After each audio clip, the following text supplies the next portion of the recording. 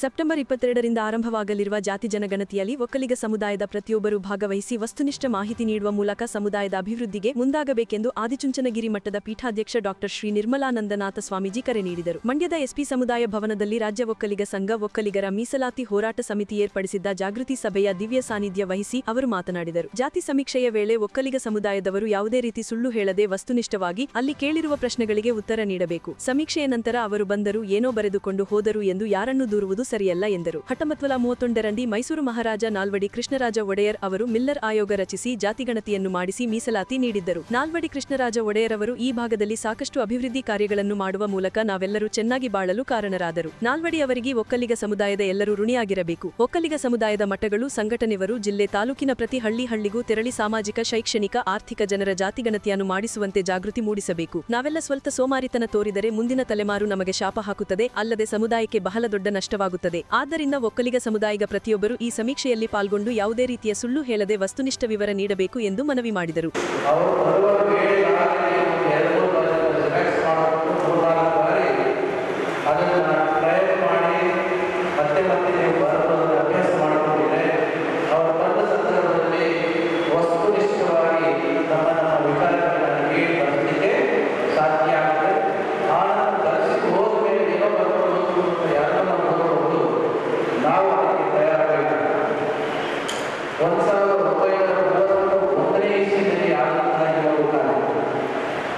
ವಿಸ್ತೃತವಾಗಿ ಈಗ ಶೈಕ್ಷಣಿಕವಾಗಿ, ಸಾಮಾಜಿಕವಾಗಿ ಮತ್ತು ಆರ್ಥಿಕವಾಗಿ ಮತ್ತು ಜನಗಳ ಜಾತಿ 1931ನೇ ಇಸ್ವಿಯಲ್ಲಿ ಮೈಸೂರು ಮಹಾರಾಜರು ಮಿಲ್ಲರ್ ಆಯೋಗದ ಮುಖಾಂತರ ಮಾಡಿದ್ದಲ್ಲ, ಆನಂತರ ಯಾವ ಆಗಿಲ್ಲ. ಅಲ್ಲಿಗೆ ವಿವಾದ ಆಗಿರುವುದು ರಾಜೀನಾಮೆ ಮತ್ತು ಮನೆಗಳನ್ನು ಮಾಡಿದರು. ಆದರೂ ಕೂಡ ನಾವೆಲ್ಲರೂ ಕೂಡ ಪುಣ್ಯರಾಗಿದ್ದರೆ ಮೈಸೂರು ಮಹಾರಾಜರ ನಾಲ್ವಡಿ ದೇವರಿಗೆ ಅದಕ್ಕಾಗಿ ಪ್ರಾರಂಭದಲ್ಲಿ ಯಾವ ದೇವತಾ ಪ್ರಾರ್ಥನೆಯನ್ನು ಮಾಡಿಲ್ಲ. ಮರೆಯೋರಿಗೆ ಮೈಸೂರು ಒಡೆಯ ಶ್ರೀ ನಾಲ್ವಡಿ ಕೃಷ್ಣರಾಜ ಒಡೆಯರ ಪ್ರಾರ್ಥನೆ ಯಾಕೆ ಮಾಡಿಕೊಳ್ಳುವಂತೆ ಆಧುನಿಕ ಕಾಲದಲ್ಲಿ ಈ ಒಂದು ವ್ಯವಸ್ಥೆಯ ಸರಿಕಾರರು ನಾಲ್ವಡಿ ಕೃಷ್ಣರಾಜ ಒಡೆಯರು ಈ ಭಾಗದಲ್ಲಿ ಚೆನ್ನಾಗಿದೆ ಅಂತಂದರೆ ಅವರ ಗುಣ ಅದೆಲ್ಲರ ಮೇಲೆ ಅದಕ್ಕಾಗಿ ಪ್ರಾರ್ಥನೆಯನ್ನು ಅವರು ಮಾಡಿಸಿದರು. ಇದು ಹಲವಾರು ವಿಚಾರಗಳನ್ನು ನಾವು ಪ್ರೆಸೆಂಟೇಷನ್ ನಾಟಕಗಳು ಮಾಡೋದು ಎಲ್ಲ ವಿಚಾರಗಳ ಮಠಗಳು ಮತ್ತು ಸಂಘ ನೇರವಾಗಿ ಮಾತನಾಡಿ ಕಾನೂನಿನ ಕಾರಣಕ್ಕೋಸ್ಕರ ನಿಮ್ಮ ಅರಿವಿಗೂ ಸಮುದಾಯಕ್ಕೆ ಆಗುವ ಸಮಸ್ಯೆಗಳು ನಷ್ಟಗಳು ಪೂರ್ವದಲ್ಲಿದೆ. ಬೆಂಗಳೂರಿನಲ್ಲಿ ಹೋರಾಟಗಳಲ್ಲಿ ಮಠಗಳು ಮತ್ತು ಸಂಘದ ಎಷ್ಟೋ ಸಮಸ್ಯೆಗಳು ಬಗೆಹರಿದಿವೆ. ಆದರೆ ಈಗ ಜಿಲ್ಲೆಗೂ ತಾಲೂಕು ಹಳ್ಳಿಗಳಿಗೂ ಈ ಸಂದರ್ಭದಲ್ಲಿ ನಾವು ಏನಾದರೂ ಸ್ವಲ್ಪ ಸೋಮಾರಿತನವನ್ನು ಮಾಡಿದ್ದಾದರೆ ಮುಂದಿನ ತಲೆಮಾರುಗಳು ಶಾಪ ಹಾಕ್ತವೆ. ಸಮುದಾಯಕ್ಕೆ ಇದು ದೊಡ್ಡ ನಷ್ಟ. ಈ ಒಂದು ದೃಷ್ಟಿಯಿಂದ ನೀವು ಇಲ್ಲದನ್ನು ಏನೋ ಬರಬೇಕು ಅಂತಲ್ಲ, ಸಾಗುಬೇಡಿ, ಎಕ್ಸಾಗರೇಟ್ ಮಾಡಲಿಕ್ಕೆ ಹೋಗಬೇಡಿ. ಸಾಮಾನ್ಯವಾಗಿ ನಮ್ಮ ಒಕ್ಕಲಿಗ ಸಮುದಾಯ ರಾಷ್ಟ್ರವನ್ನು, ದೇಶವನ್ನು, ರಾಜ್ಯವನ್ನು ಕಟ್ಟಿ ಆಡದಂಥವರು. ಅದಕ್ಕೆ ಯಾವಾಗಲೂ ಸ್ವಲ್ಪ ಇರೋದನ್ನ ಹೆಚ್ಚು ತೋರಿಸುವ ಅಭ್ಯಾಸ. ಆ ಕೆಲಸವನ್ನು ಹೀಗೆ ಮಾಡಿಕೊಂಡು ಏನಾದರೂ ನೀವು ಹೇಳಿ ಸಮಸ್ಯೆಗಳಾಗ್ತವೆ. ಇಲ್ಲಿ ಸಾಕಷ್ಟು ಕಾರಣಗಳಿವೆ.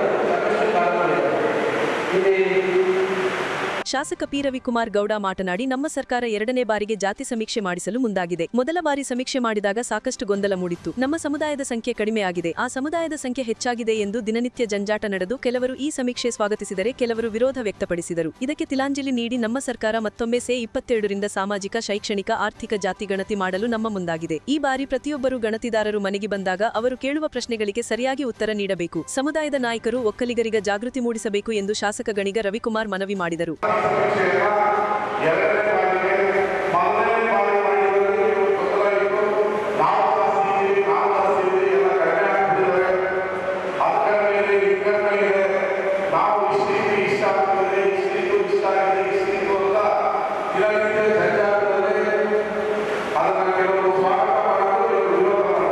ಇದಕ್ಕೆಲ್ಲ 2022 ಮತ್ತೊಮ್ಮೆ 22ರಿಂದ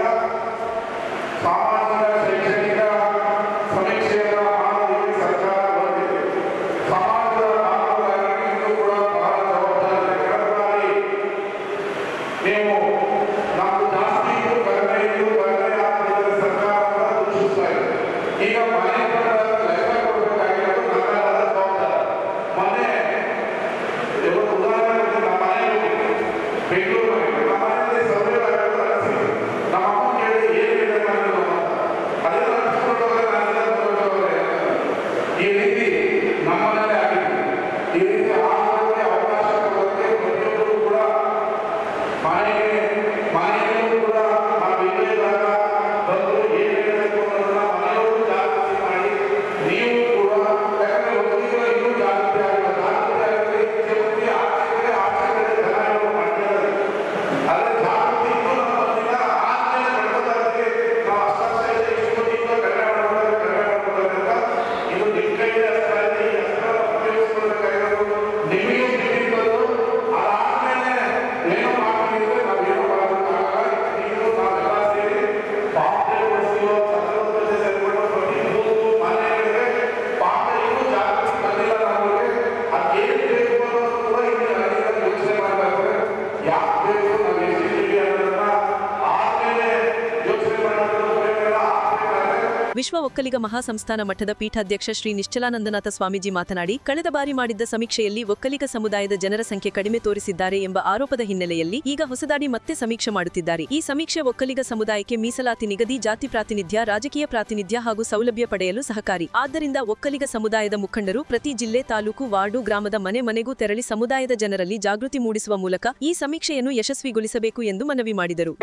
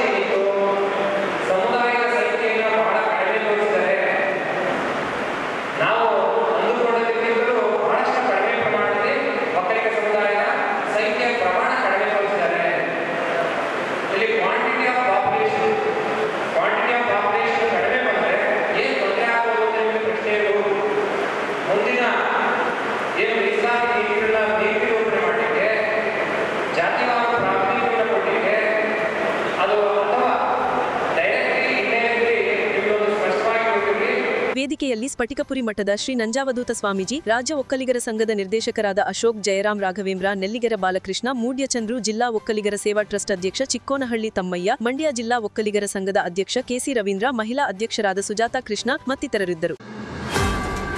ರಾಜ್ಯ ಒಕ್ಕಲಿಗರ ಸಂಘ, ರಾಜ್ಯ ಒಕ್ಕಲಿಗರ ಮೀಸಲಾತಿ ಹೋರಾಟ ಸಮಿತಿ ಬೆಂಗಳೂರು, ಅಖಿಲ ಕರ್ನಾಟಕ ಒಕ್ಕಲಿಗರ ಸಂಘ, ಕರ್ನಾಟಕ ರಾಜ್ಯ ಕುಡು ಒಕ್ಕಲಿಗರ ಅಭಿವೃದ್ಧಿ ಸೇವಾ ಸಂಘ ಕಲಬುರಗಿ ಮತ್ತು ರಾಜ್ಯ ಕುಡು ಒಕ್ಕಲಿಗರ ಮೀಸಲಾತಿ ಹೋರಾಟ ಸಮಿತಿ ಧಾರವಾಡ ಇವರ ಸಂಯುಕ್ತ ಆಶ್ರಯದಲ್ಲಿ ಕರ್ನಾಟಕ ಸರ್ಕಾರದ ಹಿಂದುಳಿದ ವರ್ಗಗಳ ಆಯೋಗ ಸಾಮಾಜಿಕ ಮತ್ತು ಶೈಕ್ಷಣಿಕ ಜಾತಿ ಜನಗಣತಿ ಸಮೀಕ್ಷೆ ಕುರಿತು ಕುಡು ಒಕ್ಕಲಿಗರ ಸಮಾಜ ಬಾಂಧವರಿಗೆ ಮಾಹಿತಿ ಹಾಗೂ ಜಾಗೃತಿ ಸಭೆ ಹುಬ್ಬಳ್ಳಿ ನಗರದ ಜೆಸಿ ನಗರ ನೆಹರು ಮೈದಾನದ ಹಿಂಭಾಗವಿರುವ ಎಚ್ಡಿಎಂಸಿ ಟೌನ್ ಹಾಲ್ನಲ್ಲಿ ನಡೆಯಿತು. ಕಾರ್ಯಕ್ರಮವನ್ನು ಬೆಂಗಳೂರು ರಾಜ್ಯ ಒಕ್ಕಲಿಗರ ಸಂಘದ ಪ್ರಧಾನ ಕಾರ್ಯದರ್ಶಿ ಕೋನಪ್ಪ ರೆಡ್ಡಿ ಉದ್ಘಾಟಿಸಿದರು. ನಂತರ ಮಾತನಾಡಿದ ಅವರು, ಮೈಸೂರು ಮಹಾರಾಜ ನಾಲ್ವಡಿ ಕೃಷ್ಣರಾಜ ಒಡೆಯರ್ ಅವರು ಮಿಲ್ಲರ್ ಆಯೋಗ ರಚಿಸಿ ಜಾತಿ ಗಣತಿಯನ್ನು ಮಾಡಿಸಿ ಮೀಸಲಾತಿ ನೀಡಿದ್ದರು. ನಾಲ್ವಡಿ ಕೃಷ್ಣರಾಜ ಒಡೆಯರ್ ಅವರು ಈ ಭಾಗದಲ್ಲಿ ಸಾಕಷ್ಟು ಅಭಿವೃದ್ಧಿ ಕಾರ್ಯಗಳನ್ನು ಮಾಡುವ ಮೂಲಕ ನಾವೆಲ್ಲರೂ ಚೆನ್ನಾಗಿ ಬಾಳಲು ಕಾರಣರಾದರು. ಸೆಪ್ಟೆಂಬರ್ 22ರಿಂದ ಆರಂಭವಾಗಲಿರುವ ಜಾತಿ ಜನಗಣತಿಯಲ್ಲಿ ಒಕ್ಕಲಿಗ ಸಮುದಾಯದ ಪ್ರತಿಯೊಬ್ಬರೂ ಭಾಗವಹಿಸಿ ವಸ್ತುನಿಷ್ಠ ಮಾಹಿತಿ ನೀಡುವ ಮೂಲಕ ಸಮುದಾಯದ ಅಭಿವೃದ್ಧಿಗೆ ಮುಂದಾಗಬೇಕೆಂದರು. ಕರ್ನಾಟಕ ರಾಜ್ಯದಲ್ಲಿ ನಾಲ್ವಡಿ ಕೃಷ್ಣರಾಜ ಒಡೆಯರ್ ಅವರ ಕಾಲದಲ್ಲಿ ಮಿಲ್ಲರ್ ಕಮಿಷನ್ ಅಂತ ಕಮಿಷನ್ ಪ್ರಾರಂಭ ಮಾಡಿದ್ರು. ಆ ಮಿಲ್ಲರ್ ಕಮಿಷನ್ ವರದಿಯಂತೆ ನಮ್ಮಲ್ಲೂ ಕೂಡ ಮೀಸಲಾತಿ ಜಾರಿಗೆ ಬಂತು. ಇದರ ಉದ್ದೇಶ ಬಡವರು, ಸಾಹುಕಾರರು ಎಲ್ಲರಿಗೂ ಸಮವಾದ ಜೀವನ, ಸಮವಾದ ಗೌರವ ಸಿಗಬೇಕು ಅನ್ನೋ ದೃಷ್ಟಿಯಿಂದ, ಎಲ್ಲರೂ ಆರ್ಥಿಕವಾಗಿ ಸರಿಸಮಾನರಾಗಬೇಕು ಅನ್ನೋ ದೃಷ್ಟಿಯಿಂದ ಈ ಮೀಸಲಾತಿಯನ್ನು ತಂದರು. ಯಾರೆಲ್ಲ ವಂಚಿತರಾಗಿದ್ದಾರೆ ಅವರು ಸಹ ಉಳ್ಳವರ ಜೊತೆಗೆ ಉಳ್ಳವರಾಗಬೇಕು, ಎಲ್ಲ ರಂಗಗಳಲ್ಲೂ. ಅದು ವಿದ್ಯಾಭ್ಯಾಸ ಇರಲಿ, ಸಾಮಾಜಿಕವಾಗಿರಲಿ, ಆರ್ಥಿಕವಾಗಿರಲಿ. ಹಾಗಾಗಿ ಈ ಮೀಸಲಾತಿ ತಂದರು. ಈಗ ಇಷ್ಟೆಲ್ಲ ಆಯೋಗಗಳಾಗಿದೆ ಸ್ವತಂತ್ರ ಬಂದ ಮೇಲೆ. ಎಲ್ಲ ಆಯೋಗಗಳಲ್ಲೂ ಸಹ ಒಕ್ಕಲಿಗರು ಹಿಂದುಳಿದವರಂತಲೇ ಹಂಚ್ಕೊಂಡು ಬಂದರು, ಶಿಫಾರಸು ಮಾಡ್ಕೊಂಡು ಬಂದರು ಸರ್ಕಾರಕ್ಕೆ. ಆದರೆ ಚಿನ್ನಪ್ಪ ರೆಡ್ಡಿ ಅಂತ, ಚಿನ್ನಪ್ಪ ರೆಡ್ಡಿ ಅಂದ ತಕ್ಷಣ ನಮ್ಮ ಸಮುದಾಯ ಅಂತ ತಿಳಿಬೇಡಿ, ಅಲ್ಲ. ಒಕ್ಕಲಿಗರು ಅನ್ನೋದೊಂದು ಹೆಮ್ಮರ. ಆ ಹೆಮ್ಮರದ ಕೆಳಗೆ ಇವೆಲ್ಲ ಯಾವುದಿದೆಯಲ್ಲ, ಗಂಗಟ್ಕಾರು, ಮರಸು, ಈ ಕೊಡತಿ, ಕುಡು ಒಕ್ಕಲಿಗ, ಇವೆಲ್ಲ ಕೊಂಬೆಗಳಿದ್ದಂಗೆ ನಾವು ಆ ಒಕ್ಕಲಿಗ ಅನ್ನೋ ಪದ್ಧತಿ. ಹಾಗಾಗಿ ನಾವೆಲ್ಲ ಇವತ್ತು ಇದ್ದೀವಿ, ಒಂದು ಮೀಸಲಾತಿಯನ್ನು ಪಡೀತಾ ಇದ್ದೀವಿ. 1994ರಲ್ಲಿ ಬಾಲಗಂಗಾಧರನಾಥ ಸ್ವಾಮೀಜಿಗಳೇನಾದರೂ ಓ ಚಿನ್ನಪ್ಪ ರೆಡ್ಡಿ ವರದಿಯನ್ನು ತಿರಸ್ಕರಿಸಲಿಲ್ಲ, ಪ್ರತಿಭಟಿಸಲಿಲ್ಲ ಅಂದಿದ್ರೆ ಸಂಪೂರ್ಣವಾಗಿ ಒಕ್ಕಲಿಗರೆಲ್ಲ ಮೀಸಲಾತಿಯಿಂದ ಹೊರಬೀಳ್ತಿದ್ರು. ಇವತ್ತೇನಾದರೂ ಪಂಚಾಯತಿ ಮೆಂಬರ್, ತಾಲೂಕು ಪಂಚಾಯತಿ, ಜಿಲ್ಲಾ ಪಂಚಾಯತಿ, PLD ಬ್ಯಾಂಕು, ಡೈರಿ, TAPCMS, ಹೀಗೆ 10 ಹಲವು ಸಹಕಾರ ಸಂಘಗಳಲ್ಲಿ ಮೀಸಲಾತಿ ಏನಾದರೂ ಪಡೀತಾ ಇದ್ದೀವಿ ಅಂದರೆ ಆ ದಿವ್ಯ ಚೇತನದಿಂದ ಮಾತ್ರ. ಹಾಗಾಗಿ ಇವತ್ತು ರಾಜ್ಯ ಒಕ್ಕಲಿಗರ ಸಂಘ ನಿರ್ಮಲಾನಂದ ಶ್ರೀಗಳ ಹಾಗೂ ನಂಜಾವಧೂತರ ಆಶೀರ್ವಾದದೊಂದಿಗೆ ರಾಜ್ಯ ಒಕ್ಕಲಿಗರ ಸಂಘ ಹಾಗೂ ರಾಜ್ಯ ಒಕ್ಕಲಿಗರ ಮೀಸಲಾತಿ ಹೋರಾಟ ಸಮಿತಿ ಎರಡು ಜಂಟಿಯಾಗಿ ಹೋರಾಟ ನಡೆಸ್ತಾ ಇದ್ದೇವೆ. ಆ ಹೋರಾಟದಿಂದಲೇ ಕಾಂತರಾಜ ವರದಿ ಕಸದ ಬುಟ್ಟಿಗೆ ಸೇರಿದ್ದು. ಇವತ್ತು ಎಲ್ಲ ಒಕ್ಕಲಿಗರು, ನಾವೆಲ್ಲ ಯಾರು? ಹಿಂದೂ. ಧರ್ಮ ಕೇಳಿದಾಗ ಎಲ್ಲ ಹಿಂದೂ, ಜಾತಿ ಕೇಳಿದಾಗ ಒಕ್ಕಲಿಗ, ಉಪಜಾತಿ ಈ ಭಾಗದಲ್ಲಿ ಕುಡು ಒಕ್ಕಲಿಗ ಅಂತ ಬರೆಸಿ. ಯಾಕೆ ಅಂತ ನಾ ಕೇಳಬಹುದು ಯಾರಾದ್ರು. ನೀವು ಆ ಭಾಗದಲ್ಲೆಲ್ಲ ಜಾತಿ ಒಕ್ಕಲಿಗ, ಉಪಜಾತಿನೂ ಒಕ್ಕಲಿಗ ಅಂತ ಬರೆಸ್ತಾ ಇದ್ದೀರಿ, ಈ ಭಾಗದಲ್ಲಿ ಯಾಕೆ ಕುಡು ಒಕ್ಕಲಿಗ ಅಂತ ಬರ್ಸಕ್ಕೆ ಹೇಳ್ತಿದ್ದೀರಿ ಅಂತ ನೀವು ಕೇಳ್ಬೋದು. ಅದರ ಹಿಂದೆ ಒಳ್ಳೆಯ ಒಂದು ಸದುದ್ದೇಶ ಇದೆ. ಏನು ಸದುದ್ದೇಶ? ಆ ಭಾಗದ ಒಕ್ಕಲಿಗರೆಲ್ಲ, ಅದು ಯಾವುದೇ ಉಪಪಂಗಡ ಇರಲಿ, ಮರ್ಸಿರಲಿ, ಮುಸ್ಕಿರಲಿ, ಗಂಗಟ್ಕಾರ ಇರಲಿ, ದಾಸೊಕ್ಕಲಿಗ ಇರಲಿ, ಮುಳ್ಳೊಕ್ಕಲಿಗ ಇರಲಿ, ಉಪ್ಪಿನ ಕೊಡಗ ಇರಲಿ, ಎಲ್ಲರೂ ಕೂಡ ಸರಿಸಮನಾಗಿದ್ದಾರೆ ಆರ್ಥಿಕವಾಗಿ. ಈ ಭಾಗದ ಒಕ್ಕಲಿಗರು, ಕುಡು ಒಕ್ಕಲಿಗರು, ನೀವು ಆ ಭಾಗದ ಒಕ್ಕಲಿಗರು ಹೋಲಿಕೆ ಮಾಡಿದಾಗ ಸರಿಸಮನಾಗಿ ಇಲ್ಲ. ನಿಮಗೆ 3Aನಲ್ಲಿ ನೀವು ಕಾಂಪಿಟೇಟ್ ಮಾಡೋಷ್ಟು ಇನ್ನೂ ಆರ್ಥಿಕವಾಗಿ ಸುಭದ್ರರಾಗಿಲ್ಲ. ಆ ಕಾರಣದಿಂದ ನಿಮ್ಮನ್ನು 2A ಕೆಳಗೆ 2B ಕೆಳಗೆ ಬಂದಾಗ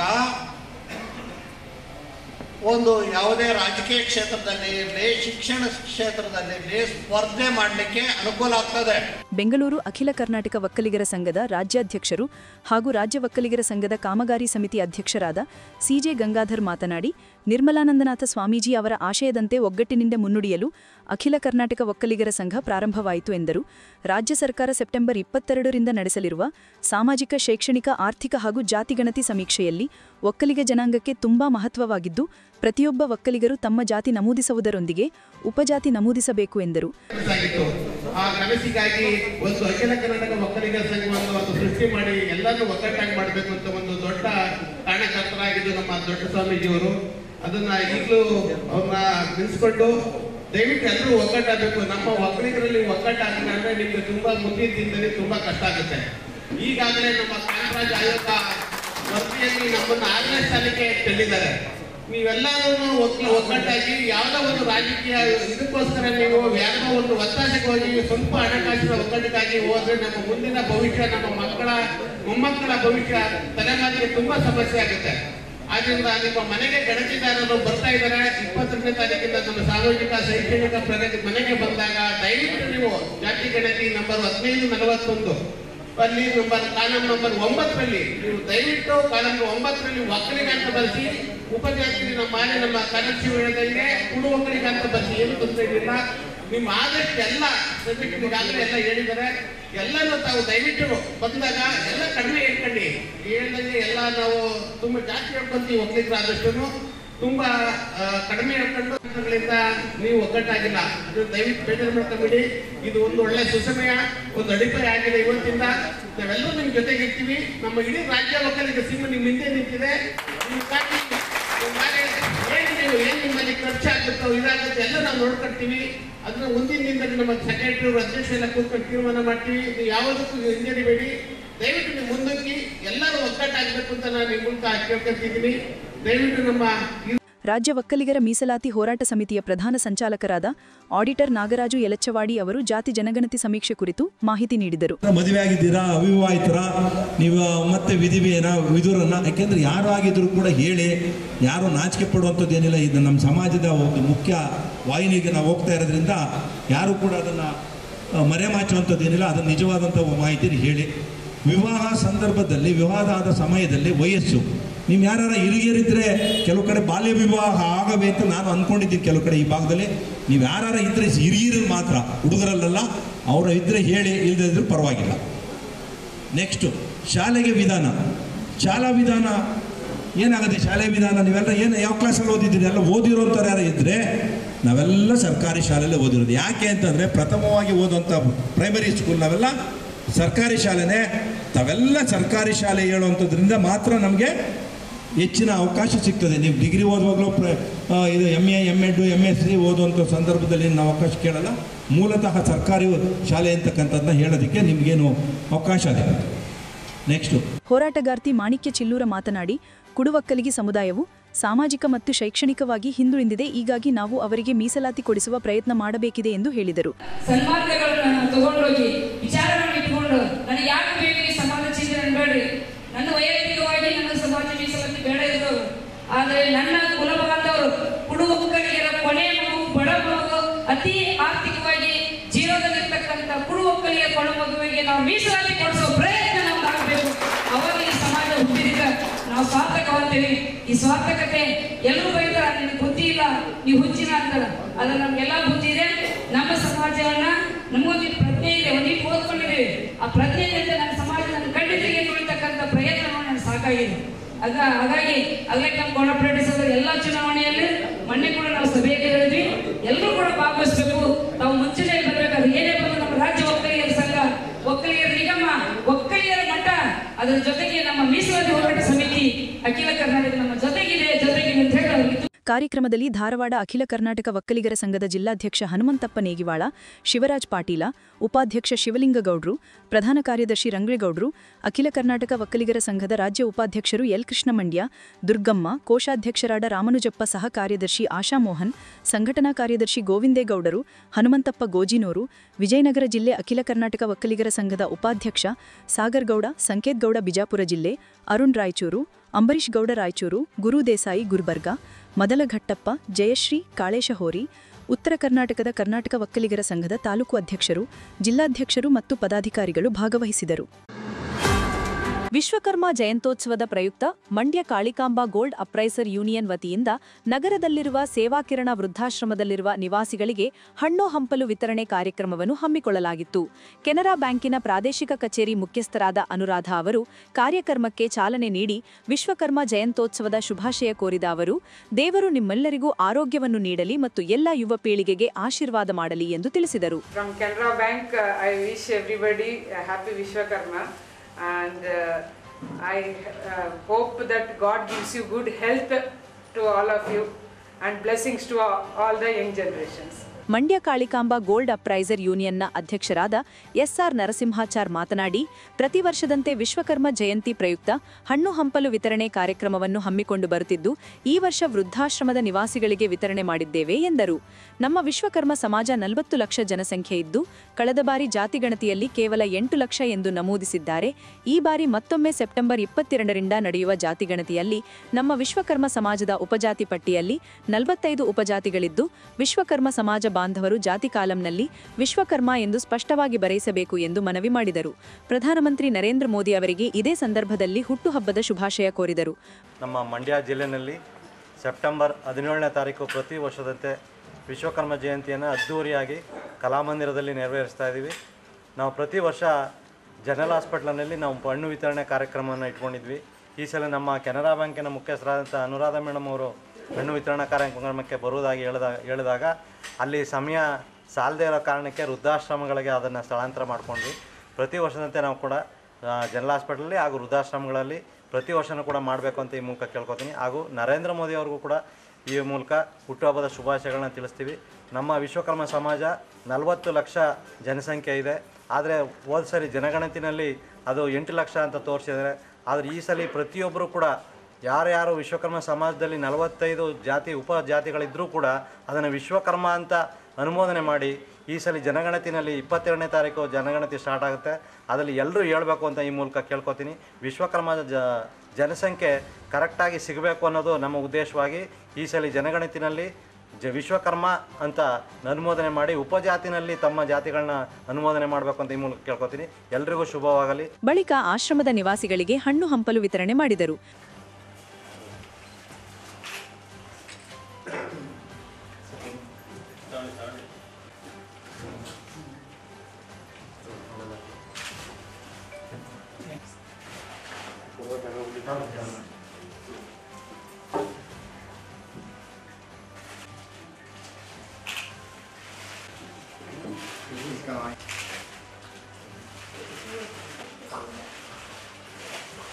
ಕಾರ್ಯಕ್ರಮದಲ್ಲಿ ಉಪಾಧ್ಯಕ್ಷರಾದ Kiran Kumar, sugar town Canara bank ಮುಖ್ಯಾಧಿಕಾರಿ ನಾಗೇಶ್ ಆಚಾರ್, ಧನಲಕ್ಷ್ಮಿ ಜ್ಯುವೆಲರ್ಸ್ನ ಉಮೇಶ್ ಕುಮಾರ್ ಇದ್ದರು. ಮೈಸೂರು ಕುಶಾಲನಗರ ನಡುವಿನ ರಾಷ್ಟ್ರೀಯ 275ರಂದು ಮೇಲ್ದರ್ಜೆಗೇರಿಸುವ ಕಾಮಗಾರಿಯ ಕುಂದುಕೊರತೆಗಳನ್ನು ಆಲಿಸಲು ಸೆಪ್ಟೆಂಬರ್ 19ರಂದು ಬೆಳಗುಳದ ಆಂಜನೇಯ ದೇವಾಲಯದ ಬಳಿ ಬೆಳಿಗ್ಗೆ 10 ಗಂಟೆಗೆ ರೈತರ ಸಭೆ ಕರೆಯಲಾಗಿದೆ ಎಂದು ರೈತ ಮುಖಂಡ ಬೆಳಗುಳ ಸುನಿಲ್ ತಿಳಿಸಿದರು. ಸುದ್ದಿಗೋಷ್ಠಿಯಲ್ಲಿ ಮಾತನಾಡಿದ ಅವರು, ಮೈಸೂರು ಕುಶಾಲನಗರ ನಡುವೆ ನಡೆಯುತ್ತಿರುವ ರಾಷ್ಟ್ರೀಯ ಕಾಮಗಾರಿಯಲ್ಲಿ ಸ್ಥಳೀಯರ ಅನುಕೂಲಕ್ಕಾಗಿ ಸರ್ವಿಸ್ ರಸ್ತೆ ನೀಡದೆ ತರಾತುರಿಯಲ್ಲಿ ಕಾಮಗಾರಿ ನಡೆಸಲಾಗುತ್ತಿದೆ. ಇದರಿಂದ ರೈತರಿಗೆ ಸಮಸ್ಯೆಯಾಗಲಿದೆ ಎಂದರು. ಈ ಹಿಂದೆ ಜಿಲ್ಲಾಧಿಕಾರಿ, ಶ್ರೀರಂಗಪಟ್ಟಣ ಶಾಸಕ ಹಾಗೂ ರಾಷ್ಟ್ರೀಯ ಹೆದ್ದಾರಿ ಅಭಿವೃದ್ಧಿ ಪ್ರಾಧಿಕಾರದ ಅಧಿಕಾರಿಗಳು ಸಭೆ ನಡೆಸಿದ್ದರು. ಹೆದ್ದಾರಿಯಲ್ಲಿ ಸರ್ವಿಸ್ ರಸ್ತೆ ಇರಲಿದೆ ಎಂದು ಹೇಳಿದರು. ಆದರೆ ಇದೀಗ ರಾಷ್ಟ್ರೀಯ ಹೆದ್ದಾರಿ ಪ್ರಾಧಿಕಾರದ ಯೋಜನೆಯ ಡಿಪಿಆರ್ನಲ್ಲಿ ಸರ್ವಿಸ್ ರಸ್ತೆ ಸೌಲಭ್ಯ ಇರುವುದಿಲ್ಲ ಎಂಬುದು ನಮ್ಮ ಗಮನಕ್ಕೆ ಬಂದಿದೆ ಎಂದು ಹೇಳಿದರು. ವಿಷಯವನ್ನು ಶಾಸಕರ ಗಮನಕ್ಕೆ ತಂದಾಗಿ ಶಾಸಕರು ಸಭೆ ನಡೆಸಿ ಹೆದ್ದಾರಿ ಅಭಿವೃದ್ಧಿ ಪ್ರಾಧಿಕಾರದ ಪರವಾಗಿ ಮಾತನಾಡಿದ್ದು ರೈತರಲ್ಲಿ ಅಸಮಾಧಾನ ಮೂಡಿಸಿತ್ತು. ಮಾಜಿ ಶಾಸಕ ರವೀಂದ್ರ ಶ್ರೀಕಂಠಯ್ಯ ಬಳಿ ಸಮಸ್ಯೆ ಹೇಳಿಕೊಂಡ ಹಿನ್ನೆಲೆ ಸ್ಥಳದಲ್ಲಿ ಕೇಂದ್ರ ಸಚಿವ ಎಚ್.ಡಿ. ಕುಮಾರಸ್ವಾಮಿ ಅವರನ್ನು ದೂರವಾಣಿ ಮೂಲಕ ಸಂಪರ್ಕಿಸಿದರು. ಸಚಿವರು ಸಮಸ್ಯೆ ಆಲಿಸಿ ದೆಹಲಿಗೆ ಬರಲು ಹೇಳಿ ಅನಾರೋಗ್ಯದ ನಡುವೆಯೂ ರೈತರ ಸಮಸ್ಯೆ ಆಲಿಸಿದರು ಎಂದರು. ಸಮಸ್ಯೆ ಆಲಿಸಿದ ಎಚ್.ಡಿ. ಕುಮಾರಸ್ವಾಮಿಯವರು ಕೇಂದ್ರ ಹೆದ್ದಾರಿ ಸಚಿವ ನಿತಿನ್ ಗಡ್ಕರಿ ಅವರನ್ನು ದೂರವಾಣಿ ಮೂಲಕ ಸಂಪರ್ಕಿಸಿ ಸಮಸ್ಯೆಯ ಮನವರಿಕೆ ಮಾಡಿದ ಹಿನ್ನೆಲೆ ಸಮಸ್ಯೆ ಬಗೆಹರಿಸುವ ಸಲುವಾಗಿ ರಾಷ್ಟ್ರೀಯ ಹೆದ್ದಾರಿ ಪ್ರಾಧಿಕಾರಿಗಳಿಗೆ ನಿತಿನ್ ಗಡ್ಕರಿ ಸೂಚನೆ ಮೇರೆಗೆ ಮಾಜಿ ಶಾಸಕ ರವೀಂದ್ರ ಶ್ರೀಕಂಠಯ್ಯ ನೇತೃತ್ವದಲ್ಲಿ ಸಭೆ ಏರ್ಪಡಿಸಲಾಗಿದೆ. ಹೆದ್ದಾರಿಗೆ ಭೂಮಿ ನೀಡಿದ ರೈತರು ಸಭೆಯಲ್ಲಿ ಭಾಗವಹಿಸುವಂತೆ ಮನವಿ ಮಾಡಿದರು. ಕಳೆದ 1 ತಿಂಗಳಿಂದ ರಾಷ್ಟ್ರೀಯ ಹೆದ್ದಾರಿ 275 ಬಗ್ಗೆ ಹೋರಾಟವನ್ನು 5 ಜನದ ಬೆಳಗೊಳ ಗ್ರಾಮಸ್ಥರಿಂದ ಶುರು ಮಾಡಿದ್ದು ನಾವು. ಅದು ಕಳೆದ ಒಂದು 20 ದಿವಸದಲ್ಲಿ ಒಂದು ದೊಡ್ಡ ಮಟ್ಟದಲ್ಲಿ ಹೋರಾಟವನ್ನು ಶ್ರೀರಂಗಪಟ್ಟಣ, ಬಿಎಗ್ರಾರ, ಪಾಳಳ್ಳಿ, ಬೆಳಗೊಳ ಎಲ್ಲ ಸೇರಿ ಒಂದು ದೊಡ್ಡ ಮಟ್ಟದಲ್ಲಿ ಒಂದು ಹೋರಾಟ ಮಾಡಿದ್ವಿ. ಏನೋ ಹೋರಾಟಪ್ಪ ಅಂತಂದರೆ ನಮಗೆ 275ರಲ್ಲಿ ಇವತ್ತು ಏನೋ ರಾಷ್ಟ್ರೀಯ ಹೆದ್ದಾರಿ ಹೋಗ್ತಾ ಇದೆ. ಆ ಹೆದ್ದಾರಿಗೆ ಸರ್ವಿಸ್ ರಸ್ತೆ ಇಲ್ಲ. ಇದರಿಂದ ನಮಗೆ ಸರ್ವಿಸ್ ರಸ್ತೆ ಬೇಕು ಅಂತೇಳಿ ಪ್ರಸ್ತಾಪ ಮಾಡಿದಂಥ ಸಂದರ್ಭದಲ್ಲಿ ಇಲ್ಲ, ಇಲ್ಲಿ ಸರ್ವಿಸ್ ರಸ್ತೆನೇ ಇಲ್ಲ ಅಂತ ಹೇಳಿದ್ರು. ನಾವು ಕಳೆದ 2 ವರ್ಷದಿಂದ ಬೆಳಗೊಳದಲ್ಲಿ ಒಂದು ಸಭೆ ಆಯಿತು. ರಾಷ್ಟ್ರೀಯ ಒಬ್ಬ ಪ್ರಾಧಿಕಾರದೊಬ್ಬರು ಬಂದಿದ್ದರು, DCO ಕುಮಾರ್, ಇದೇ ಕುಮಾರ್ ಅವರಿದ್ದರು DC ಅವರು. ಅವರು ಹೇಳಿದ್ರು, ಎಲ್ಲರ ರೈತ ಸಭೆ ನಡೀತಿದ್ದಂಥ ಸಂದರ್ಭದಲ್ಲಿ ಸರ್ವಿಸ್ ರಸ್ತೆ ಇದೆ ಇಲ್ಲಿ ಅಂತ ಹೇಳಿದ್ರು. ಅದನ್ನು ಹಲವಾರು ರೈತರುಗಳು, ಪಾಳಳ್ಳಿ, ಬೆಳಗೊಳ ಸೇರಿದಂಗೆ ಒಂದು 5-6 ರೈತರು ಪ್ರಸ್ತಾಪ ಮಾಡಿದ್ರು. ನೀವು ರೋಡ್ ಮಾಡ್ಕೊಂಡು ಹೊಡೋಯ್ತೀರಿ, ನಮಗೇನು ರೋಡು ಹೆಂಗೆ ಅಂತ ಇದೆ ಅಂತ ಹೇಳಿದ್ರು. ಈಗ ತರಾತುರಿಲಿ ಕೆಲಸಗಳು ಭಾಳ ವೇಗವಾಗಿ ನಡೀತಾ ಇದೆ. ವೇಗವಾಗಿ ನಡೀತಾ ಇರಬೇಕಾದ್ರೆ ನಮ್ಮ ಎಲ್ಲ ರೈತಾಪಿ ವರ್ಗಕ್ಕೆ ಏನಪ್ಪ ಇತ್ತು ಅಂತಂದರೆ, ಸರ್ವಿಸ್ ರಸ್ತೆ ಆಯ್ತದೆ ಕಣೋ, ಎಲ್ರಿಗೂ ಅನುಕೂಲ ಆಗುತ್ತೆ ಅಂಥೇಳಿ ಎಲ್ಲ ಭಾವಿಸಿದ್ದೋ ನಾವು. ಆದರೆ ಏನು DPR ಪ್ರಕಾರವಾಗಿ ಅಲ್ಲಿ ಯಾವುದೇ ಥರದ ಸರ್ವಿಸ್ ರಸ್ತೆ ಇಲ್ಲ. ನಾವು ಅದನ್ನು ದೊಡ್ಡ ಮಟ್ಟದಲ್ಲಿ ಪ್ರಶ್ನೆ ಮಾಡಿದಂಥ ಸಂದರ್ಭದಲ್ಲಿ ವಿಶೇಷವಾಗಿ ಸುದ್ದಿ ಮಾಧ್ಯಮದವರು, ಪತ್ರಿಕಾ ಮಾಧ್ಯಮದವರು ನಮ್ಮ ರೈತಾಪಿ ವರ್ಗನ ಭಾಳ ನೊಂದಿರ್ತಕ್ಕಂಥ ರೈತಾಪಿ ವರ್ಗದ ಜನತೆಗೆ ಸಪೋರ್ಟ್ ಮಾಡಿರೋದಕ್ಕೆ ನಾನು ಮೊದಲನೇದಾಗಿ ಅವ್ರಿಗೆ ವಂದನೆಗಳು ಮತ್ತು ನಮಸ್ಕಾರಗಳನ್ನ ಹೇಳಲಿಕ್ಕೆ ಇಷ್ಟಪಡ್ತೀನಿ. ಯಾಕಂತಂದರೆ ಇದು ಏನಾದರೂ ಈ ಮಟ್ಟಕ್ಕೆ ನಮ್ಮ ಹೋರಾಟ ಏನಾದರೂ ಮೇಲ್ ಬಂದೈತೆ ಅಂತಂದರೆ ಅದು ಮಾಧ್ಯಮ ಅಂತ ನಾನು ಹೇಳಲಿಕ್ಕೆ ಇಚ್ಛೆ ಪಡ್ತೀನಿ. ಎಲ್ಲ ಮಾಧ್ಯಮದವರು ನಮಗೆ ಸಪೋರ್ಟ್ ಮಾಡೋರು, ಇಲ್ಲ ಅನಿವಾರ್ಯ, ನಿಮಗೆ ಬೇಕೇ ಬೇಕು ಅಂತೇಳಿ ಆ ದಿಕ್ಕಿನೆಲ್ಲ ಹೋರಾಟ ಶುರು ಮಾಡಿದ್ವಿ. ಶುರು ಮಾಡಿದಂಥ ಸಂದರ್ಭದಲ್ಲಿ ನಾವು ಹಲವಾರು ಪ್ರಗತಿಪರರಿರ್ಬೋದು ಅಥವಾ ನಮ್ಮ ಶಾಸಕರಿರ್ಬೋದು, ಮಾಜಿ ಶಾಸಕರನ್ನ ಎಲ್ಲರನ್ನೂ ಭೇಟಿ ಮಾಡಿ ಮನವಿ ಕೊಟ್ಟು DC ತಹಸೀಲ್ದಾರರು ಎಲ್ರಿಗೂ ಕೊಟ್ವಿ. ನಮಗೆ ಒಂದು ಪಾಸಿಟಿವ್ ಆಗಿ ನಮಗೆ ಸ್ಪಂದನ ಮಾಡಿದಂಥವ್ರು ನಮ್ಮ ಮಾಜಿ ಶಾಸಕರಾದ ರವೀಂದ್ರ ಶ್ರೀಕಂಠಯ್ಯನವರು. ಪ್ರಸ್ತಾಪ ಮಾಡಿದ್ವೋ, ಇಲ್ಲ ಸುನಿಲ್ ಬನ್ನಿ ಕೂತು ಮಾತಾಡೋಣ ಅಂತ ಹೇಳಿದ್ರು. ಹೋದಂಥ ಸಂದರ್ಭದಲ್ಲಿ ನಮಗೆ ಕುಮಾರಸ್ವಾಮಿಯವ್ರನ್ನ ಅಲ್ಲೇ ಫೋನ್ ಮುಖಾಂತರ ಸಂಪರ್ಕ ಮಾಡಿದ್ರು. ಸಂಪರ್ಕ ಮಾಡಿ ಇಲ್ಲ ನೀವು ಎಲ್ಲ ಬನ್ನಿ ಒಂದಷ್ಟು ರೈತರುಗಳು ಅಂತ ಹೇಳಿದ್ರು. ಆ ದಿಕ್ಕಿನಲ್ಲಿ ನಮ್ಮ ಸ್ನೇಹಿತರುಗಳು ದೆಹಲಿಗೆ ಹೋದರು. ದೆಹಲಿಗೆ ಹೋದಂಥ ಸಂದರ್ಭದಲ್ಲಿ ನಿತಿನ್ ಗಡ್ಕರಿ ಅವ್ರನ್ನೂ ಭೇಟಿ ಮಾಡಿದ್ವಿ. ಭೇಟಿ ಮಾಡಿದ ನಂತರ ನಾವು ಬಂದಿದ್ವಿ, ಒಂದು ಪಾಸಿಟಿವ್ ಆಗಿ ಇದ್ದೀವಿ. ಗೋಷ್ಠಿಯಲ್ಲಿ ಹೋರಾಟಗಾರ ಚಂದನ್, ರೈತ ಮುಖಂಡರಾದ ಅಶ್ವಥ್ ನಾರಾಯಣ್, ಗಿರೀಶ್, ಸುನಿಲ್, ಪ್ರಭಾಕರ್ ಇದ್ದರು. ಮಂಡ್ಯ ನಗರದ ಡಾಕ್ಟರ್ BR ಅಂಬೇಡ್ಕರ್ ಜೋಡಿ ರಸ್ತೆ ವಿಚಾರದಲ್ಲಿ ನಗರಸಭೆ ಸೌಹಾರ್ದಯುತ ಹೆಜ್ಜೆ ಇರಿಸಿರುವುದು ಸ್ವಾಗತಾರ್ಹ ಬೆಳವಣಿಗೆಯಾಗಿದ್ದು, ದಲಿತ, ಪ್ರಗತಿಪರ ಮತ್ತು ಪರಿಶಿಷ್ಟ ಸಮುದಾಯದ ಜನರ ಹೋರಾಟಕ್ಕೆ ಸಂದ ಜಯವಾಗಿದೆ ಎಂದು ದಲಿತ ಸಂಘರ್ಷ ಸಮಿತಿ ರಾಜ್ಯ ಸಂಚಾಲಕ ಗುರುಪ್ರಸಾದ್ ಕೆರಗೋಡು ತಿಳಿಸಿದರು. ಸುದ್ದಿಗಾರರೊಂದಿಗೆ ಮಾತನಾಡಿದ ಅವರು, ನಗರಸಭೆಯ ಸಾಮಾನ್ಯ ಸಭೆಯಲ್ಲಿ ಡಾಕ್ಟರ್ ಬೆಸಗರಹಳ್ಳಿ ರಾಮಣ್ಣ ವೃತ್ತದಿಂದ ವಾಟರ್ ಟ್ಯಾಂಕ್ ಇರುವ ಅಂಬೇಡ್ಕರ್ ವೃತ್ತದವರೆಗೆ ಸಂವಿಧಾನ ಶಿಲ್ಪಿ ಡಾಕ್ಟರ್ BR ಅಂಬೇಡ್ಕರ್ ಜೋಡಿ ರಸ್ತೆಯಂತಲೂ ಮತ್ತು ಕನ್ನಿಕಾ ಪರಮೇಶ್ವರಿ ದೇವಾಲಯದಿಂದ ಗೌರಿಶಂಕರ ಕಲ್ಯಾಣ ಮಂಟಪದವರೆಗೆ ನಾಡಪ್ರಭು ಕೆಂಪೇಗೌಡ ರಸ್ತೆ ಎಂದು ನಾಮಕರಣ ಮಾಡಲು ನಿರ್ಣಯ ಮಾಡಿ ಇಬ್ಬರು ಮಹನೀಯರಿಗೆ ಗೌರವ ಸಮರ್ಪಿಸುವ ಮೂಲಕ ಸಮಾಜಕ್ಕೆ ಉತ್ತಮ ಸಂದೇಶ ಸಾರಿದೆ. 1976ರಲ್ಲಿ ಡಾಕ್ಟರ್ BR ಅಂಬೇಡ್ಕರ್ ಜೋಡಿ ರಸ್ತೆ ನಾಮಕರಣ ಮಾಡಲಾಗಿತ್ತು. ಅಧಿಕಾರಿಗಳ ನಿರ್ಲಕ್ಷ್ಯತನದಿಂದ ಸದರಿ ರಸ್ತೆಗೆ ಪರ್ಯಾಯ ಹೆಸರು ನಾಮಕರಣ ಮಾಡಲು ಮುಂದಾಗಿತ್ತು.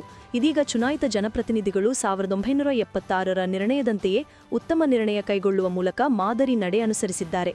ಅಂಬೇಡ್ಕರ್ ರಸ್ತೆ ವಿಚಾರದಲ್ಲಿ ಜಿಲ್ಲಾ ಉಸ್ತುವಾರಿ ಸಚಿವ ಎನ್ ಚೆಲುವರಾಯಸ್ವಾಮಿ ಮತ್ತು ಶಾಸಕ ರವಿಕುಮಾರ್ ಗಣಿಗಾರ್ ಅವರ ಮಾರ್ಗದರ್ಶನ ಶ್ಲಾಘನೀಯ ವಿಚಾರವಾಗಿದೆ. ಅವರ ಮಾರ್ಗದರ್ಶನದಿಂದಾಗಿ ಸೌಹಾರ್ದಯುತ ಪರಿಹಾರಕ್ಕೆ ನಾಂದಿ ಹಾಡಿದೆ. ಈ ನಿರ್ಣಯದಂತೆ ಜಿಲ್ಲಾಧಿಕಾರಿಗಳು, ನಗರಸಭೆಯ ಆಯುಕ್ತರು ಕೂಡಲೇ ಕಾರ್ಯಪ್ರವೃತ್ತರಾಗಿ ಕಾನೂನು ಪ್ರಕ್ರಿಯೆ ಪೂರ್ಣಗೊಳಿಸಿ ಈ ಎರಡು ರಸ್ತೆಗಳಿಗೆ ಮಹನೀಯರ ನಾಮಫಲಕ ಅಳವಡಿಸಲು ಮುಂದಾಗಬೇಕೆಂದು ಮನವಿ ಮಾಡುತ್ತೇವೆ. ಇಬ್ಬರು ಮಹನೀಯರಿಗೆ ಸಮಾನ ಗೌರವ ಸಮರ್ಪಿಸಿದ ಜಿಲ್ಲಾ ಉಸ್ತುವಾರಿ ಸಚಿವ ಎನ್ ಚೆಲುವರಾಯಸ್ವಾಮಿ, ಶಾಸಕ ರವಿಕುಮಾರ್ ಗಣಿಗ, ನಗರಸಭೆ ಅಧ್ಯಕ್ಷರು, ಉಪಾಧ್ಯಕ್ಷರು, ಸ್ಥಾಯಿ ಸಮಿತಿ ಅಧ್ಯಕ್ಷರು, ಸದಸ್ಯರುಗಳಿಗೆ ಧನ್ಯವಾದ ಸಮರ್ಪಿಸುತ್ತೇವೆ. ಅದೇ ರೀತಿ ಅಂಬೇಡ್ಕರ್ ರಸ್ತೆ ವಿಚಾರದಲ್ಲಿ ಹೋರಾಟ ಮಾಡಿದ ಎಲ್ಲ ಹೋರಾಟಗಾರರಿಗೂ, ಪ್ರತ್ಯಕ್ಷವಾಗಿ ಪರೋಕ್ಷವಾಗಿ ಸಹಕರಿಸಿದ ಎಲ್ಲರಿಗೂ ಕೂಡ ಕೃತಜ್ಞತೆ ಸಲ್ಲಿಸುತ್ತೇವೆ.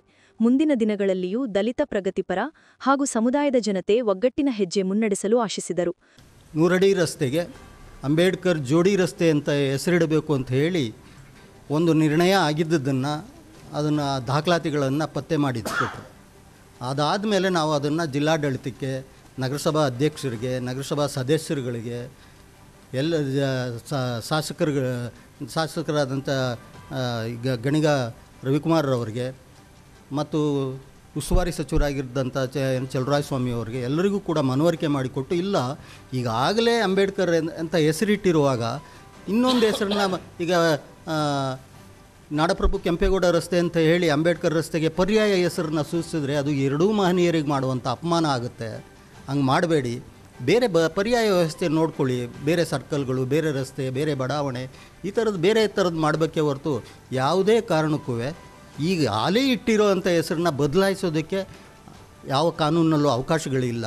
ಹಿಂಗಿರೋದ್ರಿಂದ ನೀವು ಇದನ್ನು ವ್ಯತಿರಿಕ್ತವಾದಂಥ ಪರಿಣಾಮ ಬೀರುವಂಥ ಕ್ರಮಕ್ಕೆ ಈಡಾಗಬಾರ್ದು. ಇದನ್ನು ಗಮನಿಸಿ ಅಂತ ಹೇಳಿ ನಾವೆಲ್ಲರಿಗೂ ಮನವರಿಕೆ ಮಾಡಿಕೊಟ್ಟು, ಆ ನಂತರ ಇದೆಲ್ಲ ಮಾಹಿತಿ ಗೊತ್ತಾದ ಮೇಲೆ ಮೊನ್ನೆ ನಡೆದಂಥ 15ರ ಸಾಮಾನ್ಯ ಸಭೆಯಲ್ಲಿ, ನಗರಸಭೆಯ ಸಭೆಯಲ್ಲಿ ಈಗ ಅಂಬೇಡ್ಕರ್ ರಸ್ತೆ ಅಂತ ಏನು ಮೊದಲೇ ಇಡಲಾಗಿತ್ತೋ ಅದನ್ನು ಬೆಸರಳ್ಳಿ ರಾಮಣ್ಣ ವೃತ್ತ, ಈಗ ಅದನ್ನು ಹೆಸರಿಟ್ಟಿದ್ದಾರೆ. ಬೆಸರಳ್ಳಿ ರಾಮಣ್ಣ ವೃತ್ತದಿಂದ ಇಲ್ಲಿ ವಾಟರ್ ಟ್ಯಾಂಕ್ ಸರ್ಕಲ್ವರೆಗೆ, ಅಂಬೇಡ್ಕರ್ ಸರ್ಕಲ್ವರೆಗೆ ಅಂಬೇಡ್ಕರ್ ರಸ್ತೆ ಅಂತಲೂ, ಅಲ್ಲಿಂದ ದೇವಸ್ಥಾನದ ಹೆಸರು ಅನ್ನಪೂರ್ಣೇಶ್ವರಿ ದೇವಸ್ಥಾನದಿಂದ ಗೌರಿಶಂಕರ ಕಲ್ಯಾಣ ಮಂಟಪದವರೆಗಿನ ರಸ್ತೆಯನ್ನು ಕೆಂಪೇಗೌಡ ರಸ್ತೆ ಅಂತ ಹೇಳಿ ಇಡಬೇಕು ಅಂತ ಹೇಳಿ ಕೊನೆಗೆ ಶಾಸಕರ ಮಧ್ಯಪ್ರವೇಶ ಮಾಡಿ ಈ ಥರ ಇಡೋಣ, ಇಬ್ಬರು ಮಹನೀಯರಿಗೂ ಗೌರವ ಸಲ್ಲಿಸ್ದಂಗೆ ಆಗುತ್ತೆ ಅಂತ ಹೇಳ್ತಾರೆ. ಆ ಸಂದರ್ಭದಲ್ಲಿ ಇಡೀ ಸದಸ್ಯರೆಲ್ಲರೂ ಕೂಡ ಮೇಜು ಕುಟ್ಟಿ ಅದನ್ನು ಸ್ವಾಗತಿಸ್ತಾರೆ. ಆದರೆ ಒಂದಿಬ್ಬರು ಸದಸ್ಯರು ಬಹುಶಃ ಅವರಿಗೆ ಮಾಹಿತಿಯ ಕೊರತೆ ಮತ್ತು ಬೇರೆ ಕಾರಣಗಳಿಂದಾಗಿ ಇಬ್ಬರು ಸದಸ್ಯರುಗಳು ಅದನ್ನು ವಿರೋಧ ಮಾಡ್ತಾರೆ. ಇಲ್ಲ, ಇದನ್ನು 2 ಭಾಗ ಮಾಡಿ, ಅಂಬೇಡ್ಕರ್ ರಸ್ತೆ ಅಂತ ಏನಿದೆ ಈಗ ಅದನ್ನು 2 ಭಾಗ ಮಾಡಿ, ಒಂದು ಭಾಗಕ್ಕೆ ಇಟ್ಕೊಂಡು ಇನ್ನೊಂದು ಭಾಗಕ್ಕೆ ಕೆಂಪೇಗೌಡ ರಸ್ತೆಗೆ ಅಂತ ಹೇಳಿ ಇಡಿ ಅಂತ ಹೇಳ್ತಾರೆ. ಆದರೆ ಅದು ಸರಿ ಇಲ್ಲ, ಕಾನೂನುಬದ್ಧ ಅಲ್ಲ. ಅದು ತಪ್ಪಾಗುತ್ತೆ ಅಂತ ಹೇಳಿ ಮನವರಿಕೆ ಮಾಡಿಕೊಡ್ತಾರೆ. ಹಾಗಾಗಿ ಒಂದು ಬಹುಮತದ ತೀರ್ಮಾನ ಈಗ ಅಂಬೇಡ್ಕರ್ ರಸ್ತೆ ಆಗಬೇಕು, ಇಡಬೇಕು ಅಂತ ಹೇಳಿ ಒಂದು ತೀರ್ಮಾನ ಆಗಿದೆ. ಆ ತೀರ್ಮಾನದ ಪ್ರಕಾರ ಇನ್ನೂ ಒಂದಷ್ಟು ಬಾಕಿ ಇವೆಲ್ಲ ಇದ್ದಾವೆ, ನಡಾವಳಿಗಳು ನಡಿಬೇಕಾಗಿದೆ. ಅದನ್ನು ತಕರಾರು ಅರ್ಜಿಗಳನ್ನು ಕೇಳಬೇಕಾಗ್ತದೆ. ಸಾರ್ವಜನಿಕರು ಅದು ಪೊಲೀಸ್ ಠಾಣೆಗೆ ಬರಬೇಕು. ಪೊಲೀಸ್ ಠಾಣೆಗೆ ಯಾರಾದರೂ ಇದ್ದರೆ ಅದರ ಬಗ್ಗೆ ತಕರಾರುಗಳಿದ್ದರೆ ಸಲ್ಲಿಸಬೇಕಾಗುತ್ತೆ. ಅದೆಲ್ಲ ಆದಮೇಲೆ ನಗರಾಭಿವೃದ್ಧಿ ಇಲಾಖೆಗೆ ಹೋಗ್ತದೆ. ನಗರಾಭಿವೃದ್ಧಿ ಇಲಾಖೆಯಲ್ಲಿ ತೀರ್ಮಾನ ಆದಮೇಲೆ ಅದನ್ನು ಈ ಥರದ್ದು ಮಾಡಬೇಕು ಅಂತ ಇದೆ. ಹಾಗಾಗಿ ಈಗ ಎರಡೂ ಮಹನೀಯರ ಹೆಸರುಗಳನ್ನು ಅಲ್ಲಿ ಕಳಿಸೋದು ಅಂತಕ್ಕಂಥ ಒಂದು ನಿರ್ಣಯ ಆಗಿದೆ. ಅದಕ್ಕಾಗಿ ಅಲ್ಲಿ ಈಗ ಇರ್ತಕ್ಕಂಥ ನಗರಸಭೆಯ ಅಧ್ಯಕ್ಷರಿಗೆ ಮತ್ತು ಉಪಾಧ್ಯಕ್ಷರಿಗೆ ಹಾಗೂ ಸ್ಥಾಯಿ ಸಮಿತಿಯ ಅಧ್ಯಕ್ಷರುಗಳು ಹಾಗೂ ಎಲ್ಲ ನಗರಸಭಾ ಸದಸ್ಯರುಗಳು ಎಲ್ಲರಿಗೂ ಕೂಡ ಈ ಥರದ ಒಂದು ಐತಿಹಾಸಿಕವಾದಂಥ ಒಂದು ತೀರ್ಮಾನವನ್ನು ಮಾಡಿ ಏನು ಒಂದು ವಾತಾವರಣ ಕಲುಷಿತಗೊಳ್ಳದ ಹಾಗೆ ನೋಡಿಕೊಂಡದ್ದಕ್ಕಾಗಿ ಅವರೆಲ್ಲರಿಗೂ ಧನ್ಯವಾದ ಸಲ್ಲಿಸ್ತೀನಿ. ಇದಕ್ಕೆ ಭಾಳ ಮುಖ್ಯ ಕಾರಣ ಜಿಲ್ಲಾ ಉಸ್ತುವಾರಿ ಸಚಿವರಾಗಿರ್ತಕ್ಕಂಥವ್ರ ಮಧ್ಯಪ್ರವೇಶ ಮಾಡಿದ್ದು, ಜೊತೆಗೆ ಗಣಿಗಾರವಿಯವರೇ ಅದನ್ನು ತೆಗೆದುಕೊಂಡು ಇಲ್ಲ ಅದನ್ನು ಏನಾದರೂ ಮಾಡಿ ಸಮನಗೊಳಿಸಬೇಕು, ಸರಿ ಮಾಡಬೇಕು ಅಂತ ಹೇಳಿ ಅವರು ಕೂಡ ಭಾಳಷ್ಟು ಪ್ರಯತ್ನ ಮಾಡಿ ಎಲ್ಲರ ಇದನ್ನು ಮನವೊಲಿಸಿ ಈ ಕೆಲಸವನ್ನು ಮಾಡಿದ್ದಾರೆ. ಹಂಗಾಗಿ ಇಡೀ ದಲಿತ ಸಮುದಾಯದ ಪರವಾಗಿ ನಾವು ಎಲ್ಲರಿಗೂ ಒಂದು ಕೃತಜ್ಞತೆಯನ್ನು, ಒಂದು ಧನ್ಯವಾದಗಳನ್ನು ಸಲ್ಲಿಸಲಿಕ್ಕೆ ಬಯಸ್ತಾ ಇದ್ದೀವಿ. ಗೋಷ್ಠಿಯಲ್ಲಿ ನಗರಸಭೆ ಮಾಜಿ ಅಧ್ಯಕ್ಷೆ ವಿಜಯಲಕ್ಷ್ಮಿ ವಘುನಂದನ್, ಪರಿಶಿಷ್ಟ ಜಾತಿ ಪರಿಶಿಷ್ಟ ವರ್ಗ ನಿವೃತ್ತ ನೌಕರರ ಸಂಘದ ಗುರುಮೂರ್ತಿ, ನಗರಸಭೆ ಸದಸ್ಯರಾದ MC Shivaprakash, MN Sridhar, Geetha Kumaraswamy, Shashikala Prakash, T Harish Kumar, ಜೆಡಿಎಸ್ನ ಎಂಎಲ್ ತುಳಸಿಧರ್, ಕರ್ನಾಟಕ ರಾಜ್ಯ ದಲಿತ ಸಂಘರ್ಷ ಸಮಿತಿಯ ಎಂವಿ ಕೃಷ್ಣ ಉಪಸ್ಥಿತರಿದ್ದರು. ಮದ್ದೂರು ಕ್ಷೇತ್ರವನ್ನು ಸಮಗ್ರವಾಗಿ ಅಭಿವೃದ್ಧಿಗೊಳಿಸಬೇಕೆಂಬ ನಿಟ್ಟಿನಲ್ಲಿ ಕಳೆದ ತಿಂಗಳ ಹಿಂದೆ ತಾಲೂಕಿಗೆ ಹೆಚ್ಚುವರಿ 350 ಕೋಟಿ ಅನುದಾನ ಸರ್ಕಾರದಿಂದ ಬಿಡುಗಡೆಯಾಗಿರುವುದಾಗಿ ಶಾಸಕ ಕೆಎಂ ಉದೇಲ್ ತಿಳಿಸಿದರು.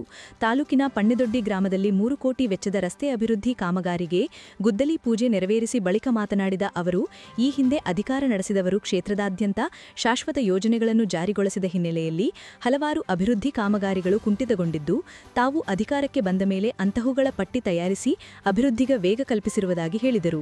ಕಾಂಗ್ರೆಸ್ ಸರ್ಕಾರ ಅಧಿಕಾರಕ್ಕೆ ಬಂದ ಮೇಲೆ ಕ್ಷೇತ್ರಕ್ಕೆ ಮುಖ್ಯಮಂತ್ರಿ ಸಿದ್ದರಾಮಯ್ಯ ಹಾಗೂ ಉಪಮುಖ್ಯಮಂತ್ರಿ ಡಿಕೆ ಶಿವಕುಮಾರ್ ಸೇರಿದಂತೆ ವಿವಿಧ ಇಲಾಖೆಯ ಸಚಿವರುಗಳು 1350 ಕೋಟಿ ರುಗಳ ವಿವಿಧ ಅಭಿವೃದ್ಧಿ ಕಾಮಗಾರಿಗೆ ಚಾಲನೆ ದೊರೆತಿದ್ದು, ಅದರಂತೆಯೇ ಕಳೆದ ತಿಂಗಳ ಹಿಂದೆ ಹೆಚ್ಚುವರಿಯಾಗಿ ಸರ್ಕಾರ 350 ಕೋಟಿ ರುಗಳನ್ನು ಮತ್ತೊಮ್ಮೆ ಬಿಡುಗಡೆಗೊಳಿಸಿರುವುದಾಗಿ ವಿವರಿಸಿದರು. ನಮಗೆ ಕೊಪ್ಪ ರಸ್ತೆಯಿಂದ ಪಣ್ಣೆದೊಡ್ಡಿ ಸಂಪರ್ಕಿಸುವ ರಸ್ತೆ ಬಹಳಷ್ಟು ವರ್ಷಗಳಿಂದ ತುಂಬ ದುರಸ್ತಿಯಲ್ಲಿತ್ತು. ನಾನು ಈ ಗ್ರಾಮಕ್ಕೆ ಬಂದಾಗಿದ್ದನೂ ಕೂಡ ಇದು ರಸ್ತೆ ಹಾಳಾಗಿತ್ತು. ಎಲ್ಲ ನಮ್ಮ ಮುಖಂಡರುಗಳು ಗ್ರಾಮಸ್ಥರು ಕೂಡ ನನಗೆ ಪದೇ ಪದೇ ಇದ್ರ ಬಗ್ಗೆ ಸರಿಪಡಿಸಲಿಕ್ಕೆ ತುಂಬ ಸಲ ಒತ್ತಡ ಆಗ್ತಾಯಿದ್ರು.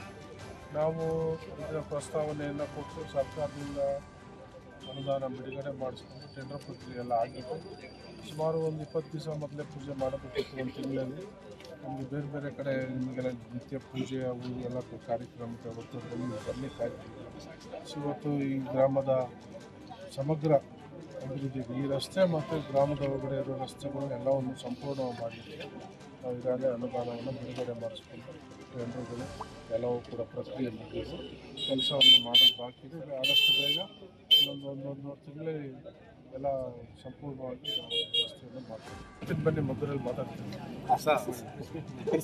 ಮಾಡಿದ್ರೆ ಓಕೆ, ಇಲ್ಲ ಇಲ್ಲೇ ಮಾತಾಡಿ. ಈ ವೇಳೆ ಗ್ರಾಮ ಪಂಚಾಯಿತಿ ಉಪಾಧ್ಯಕ್ಷೆ ಶಬಿನಾ ತಾಜ್, ಸದಸ್ಯರಾದ ಮುರಳಿ ಶೋಭಾ, ಮೂರ್ತಿ ಮಂಜು, ಬ್ಲಾಕ್ ಕಾಂಗ್ರೆಸ್ ಅಧ್ಯಕ್ಷರಾದ ಚಲವರಾಜು, ಅಣ್ಣೂರು ರಾಜೀವ್, ಮನ್ಮೂಲ್ ನಿರ್ದೇಶಕ ಹರೀಶ್ ಬಾಬು, ಡಿಸಿಸಿ ಬ್ಯಾಂಕ್ ನಿರ್ದೇಶಕ ಪಿ ಸಂದರ್ಶ, ಮುಖಂಡರಾದ ಬೆಸಗರಹಳ್ಳಿ ಗೋಪಿ, ಜಾವೀದ್, ಚಿಕ್ಕತಿಮ್ಮೇಗೌಡ, ರಾಧಾಕೃಷ್ಣ, ಪ್ರಕಾಶ್, ಗೋವಿಂದು, ಪಂಡೆದೊಡ್ಡಿ, ಸುಧಾಕರ್, ಧನಂಜಯ ಇತರರಿದ್ದರು. ಮದ್ದೂರು ಪಟ್ಟಣದಲ್ಲಿ ನಡೆದ ಗಲಭೆಯ ಹಿನ್ನೆಲೆ ಅಲ್ಲಿನ ನಿವಾಸಿಗಳ ನಡುವಿನ ಕಂದಕ ತೊಡೆಯಲು ಜನಪರ ಸಂಘಟನೆಗಳ ವತಿಯಿಂದ ಸೆಪ್ಟೆಂಬರ್ 22ರಂದು ಬೆಳಿಗ್ಗೆ 10:30ಕ್ಕೆ ಸೌಹಾರ್ದ ಸಾಮರಸ್ಯ ನಡಿಗೆ ನಡೆಸಲಾಗುವುದು ಎಂದು ಮದ್ದೂರು ಪುರಸಭೆಯ ಮಾಜಿ ಅಧ್ಯಕ್ಷ ಎಂಸಿ ಬಸವರಾಜು ತಿಳಿಸಿದರು. ಸುದ್ದಿಗೋಷ್ಠಿಯಲ್ಲಿ ಮಾತನಾಡಿದ ಅವರು, ಮದ್ದೂರಿನಲ್ಲಿ ಗಲಭೆ ಸಂಭವಿಸಿರುವುದು ಖಂಡನಾರ್ಹ. ಮಂಡ್ಯ ಜಿಲ್ಲೆ ಕೋಮು ಸಾಮರಸ್ಯಕ್ಕೆ ಹೆಸರುವಾಸಿಯಾಗಿದೆ, ಅದನ್ನು ಉಳಿಸಿಕೊಳ್ಳಬೇಕಾಗಿದೆ ಎಂದರು. ಸೌಹಾರ್ದ ಸಾಮರಸ್ಯ ನಡಿಗೆಯು ಜಿಲ್ಲೆಯಲ್ಲಿನ ರೈತ, ದಲಿತ, ವಿದ್ಯಾರ್ಥಿ, ಮಹಿಳಾ, ಜನಪರ ಹಾಗೂ ಪ್ರಗತಿಪರ ಸಂಘಟನೆಗಳ ನೇತೃತ್ವದಲ್ಲಿ ನಡೆಯಲಿದೆ. ಈ ಮೂಲಕ ಮತೀಯ ಶಕ್ತಿಗಳು ಜನರನ್ನು ಸಂಕುಚಿತಗೊಳಿಸುವ ಮನುಕುಲವನ್ನು ವಿನಾಶದಡಿಗೆ ಕೊಂಡೊಯ್ಯುವ ಮನಸ್ಥಿತಿ ತೊಡೆದು ಹಾಕುವ ಕೆಲಸ ಮಾಡಲಾಗುವುದು ಎಂದು ಹೇಳಿದರು. ಇತ್ತೀಚೆಗೆ ಮದ್ದೂರಿನಲ್ಲಿ ನಡೆದಂಥ ಗಣೇಶ ವಿಸರ್ಜನೆ ಸಮಯದಲ್ಲಿ ಗಲಭೆಯಾದ ಹಿನ್ನೆಲೆಯಲ್ಲಿ ನಡೆದಂಥ ಘಟನೆಯನ್ನು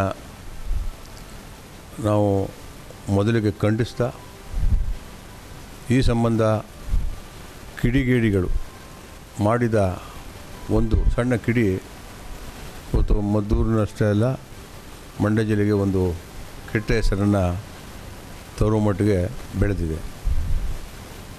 ಈ ನಿಟ್ಟಿನಲ್ಲಿ ಪೊಲೀಸ್ ಇಲಾಖೆ ಯಾರು ಮಾಡಿದ್ರು ಏನು ಅನ್ನೋದ್ರ ಬಗ್ಗೆ ಸಮಗ್ರವಾಗಿ ತನಿಖೆ ಮಾಡ್ತಿದ್ದಾರೆ.